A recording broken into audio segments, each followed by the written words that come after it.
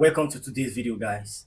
The 3-0 defeat that Chelsea suffered at the Amex Stadium against Brighton is the biggest loss of Enzo Maresca as a Chelsea coach. My question now is, how low can Chelsea go? The reason why I'm asking how low can Chelsea go is because of the performance in that game. There is nothing indicating there is going to be any form of improvement from Chelsea. And meanwhile, Manchester City, they won Newcastle 4-0, so they are back in the top four. And Bournemouth won their game against Southampton 3-1, so they are now ahead of Chelsea. The Chelsea are in the same point with them, so they are ahead of Chelsea with goal difference.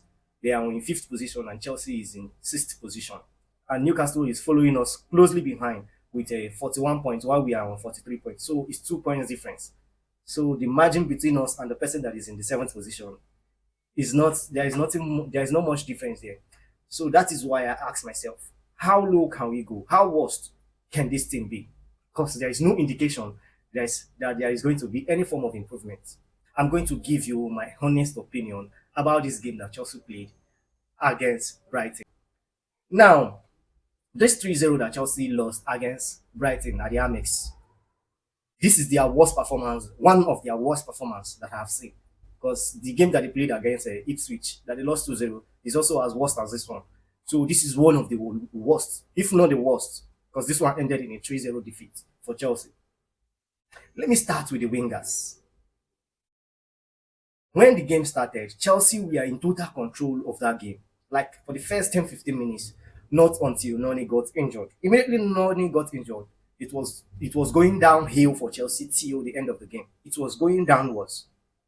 When Noni was in that game, when he started, he had a one-on-one, he couldn't beat his opponent. But after that one, he had another one, he beat his opponent, he had another, he started making impact from that right position.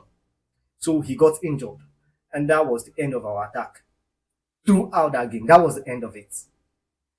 And they replaced him with Jadon Sancho. Jadon Sancho came to the left, while Pedro Neto went to the left. These two players, they couldn't beat their opponent, the defender. They couldn't beat any of the left back or the right back. None of them.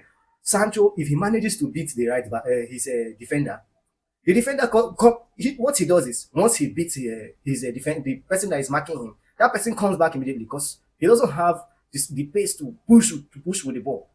If just watch all the matches that he has played, if he beats his opponent will come back again. It's as if it's like, let me say, beautiful nonsense.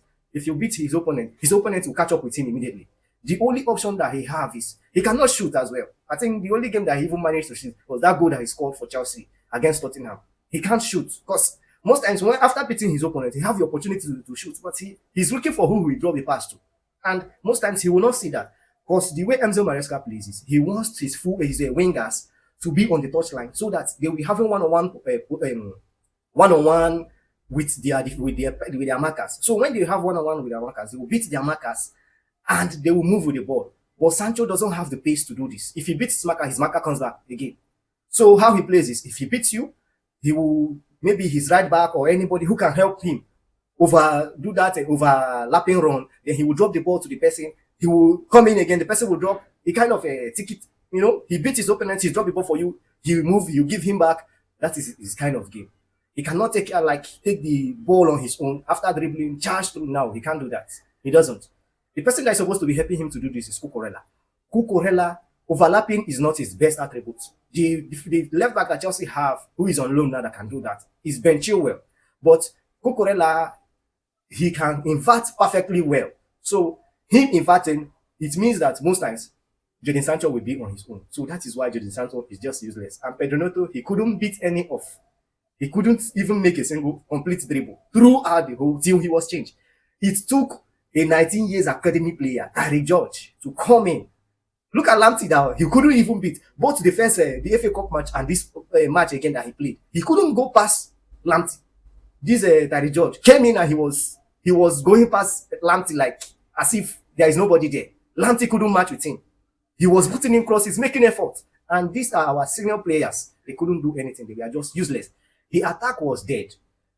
I said some things about Nicolas Jackson Nicolas Jackson is a huge miss for Chelsea. And some people say, I don't know what I'm saying, and it's a huge miss. Nicolas Jackson is not going to score for you. But you see that aggression that he brings to the front.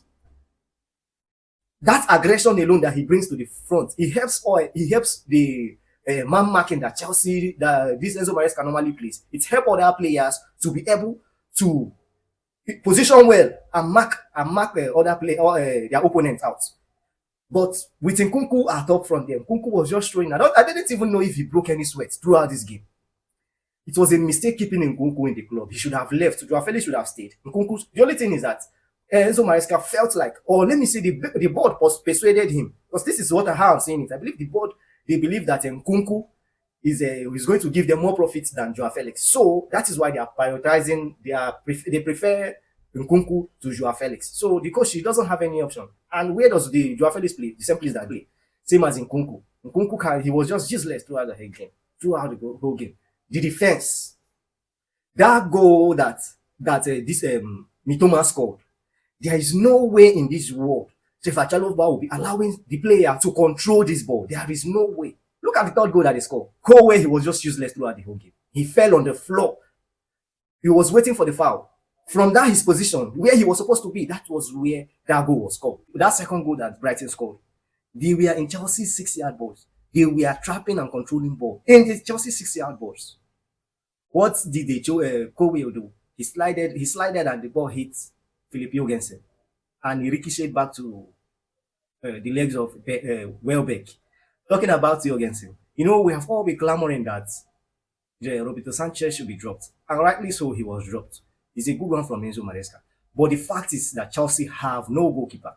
That is just that. Chelsea have no goalkeeper.